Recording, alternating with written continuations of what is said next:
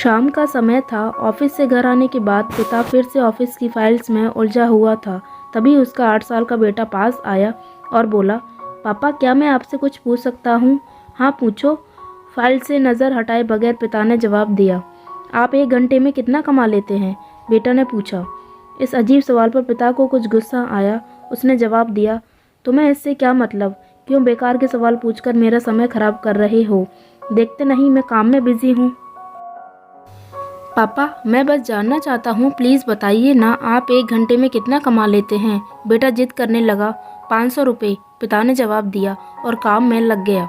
ओह, बेटा सिर झुकाकर कुछ सोचने लगा, फिर सिर उठाकर बोला, पापा आप मुझे 300 रुपये उधार दे सकते हैं? यह सुनना था कि पिता का गुस्सा बढ़ गया। वह बेटों को झिड़कते हुए बोला, अच्छा तो तुम इसलिए मुझसे मेरी सैलरी पूछ रहे थे? तुम्हें खिलौना या कोई फालतू सी चीज़ खरीदनी है? अब एक शब्द कहे बगैर सीधे अपने कमरे में जाओ और सो जाओ। मैं इतनी मेहनत से पैसे इसलिए नहीं कमाता कि तुम्हारी फालतू मांग पूरी कर सकूं। बेटे का चेहरा उतर गया। भारी कदमों से वह वहां से चला गया। पिता कुछ देर तक तो बेटे की बात पर नाराज रहा, फिर काम में लग गया। काम खत्म होने तक उसकी नाराज़गी भी खत्म हो चुकी थी। अब उसे बेटे के प्रति अपने खुद के व्यवहार पर दुख होने लगा। वह सोचने लगा कि हो सकता है बेटे को सच में किसी ज़रूरी चीज़ के लिए 300 रुपये की ज़रूरत हो। वो वैसे भी हर समय पैसे नहीं मांगता। वह बेटे के कमरे में गया, देखा बेटा बिस्तर पर लेटा हुआ था। उसने पूछा, सो गए क्या? बेटा तुरंत उठकर बैठ गया और बोला, नहीं पापा, मैं जगा हुआ हूँ। बेटा मैं काम की वजह से परेशान था और मेरा काम का गुस्सा तुम पर निकल गया। मुझे तुम पर गुस्सा नहीं करना चाहिए था। ये लो 300 रुपये जो उस समय तुम मुझसे मांग रहे थे। पिता बेटे के पास बैठते हुए बोला। थैंक यू पापा।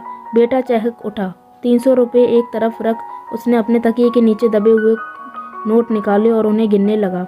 यह देख पिता को फिर से गुस्सा आने लगा। वह गुस्से में बोला, जब तुम्हारे पास पहले से ही पैसे थे तो तुम और पैसे क्यों मांग रहे थे? क्योंकि मेरे पास पूरे पैसे नहीं थे पापा, अब हैं। बेटे ने मासूमियत से जवाब दिया। पापा ये लीजिए 500 रुपये, क्या इससे मैं आपका 1 घंटा खरीद सकता हूँ? प्लीज़ कल आप घर जल्दी आ जाना, मैं आपके साथ डिनर करना चाहता हूँ। बेटे की बात सुनकर पिता अवाक रह गया। हमें इस कहानी से यह सीख मिलती है कि हम पैसे कमाने की जद्दोजहद में इतने ज़्यादा व्यस्त हो जाते हैं कि हमारा परिवार पीछे छूट जाता है।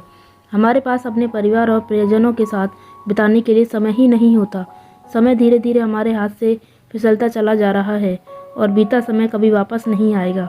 ऑफिस में हमारा रिप्लेसमेंट बड़ी ही आसानी से ढूंढ लिया जाएगा, लेकिन परिवार का कोई रिप्लेसमेंट नहीं है। अपने परिवार को महत्व दें।